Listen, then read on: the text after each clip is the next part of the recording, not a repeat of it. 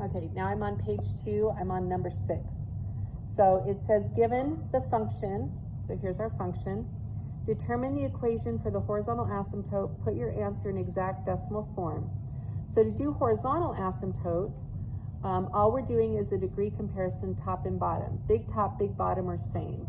Well, based on what we have here, they are the same. So when they're the same, it's the leading coefficient of the top over the leading coefficient of the bottom. And we write it in y equals, because that's a horizontal line. So y equals 1 over 2. That should be acceptable, but you know how Edulastic is. It said exact decimal form, so y equals, you can put 0.5, you could put y equals 0.5, just don't put any spaces. Any of those three should work. That's why we write it on paper also.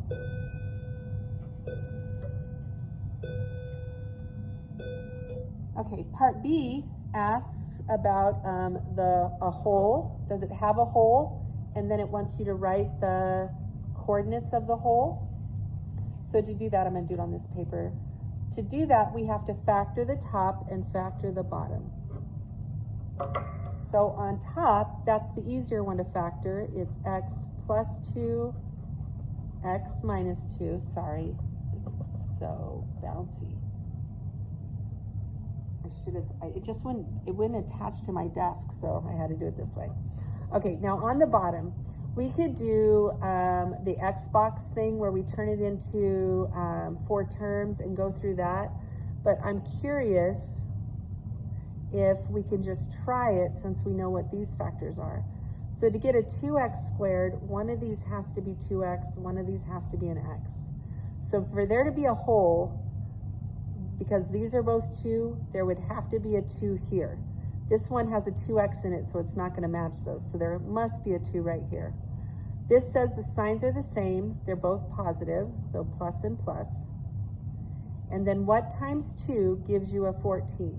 So this has to be a 7. So I would use that and just see. Let's check it now. That would be 2x squared. We'd have 4x plus 7x, which is 11x, and 14. So it worked.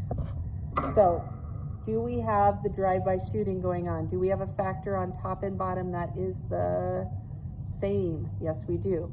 So the hole is going to occur at that x value. So since it's a factor of x plus 2, you set it equal to 0, you would get -2.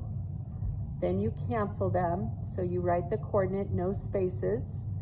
And now to get the y value that goes there, we go back up here and we plug in a -2 for both of those. So that's going to be -2 minus 2 on top. On the bottom, we're plugging in a -2 right here. So 2 times -2 plus 7. -2 minus 2 is -4.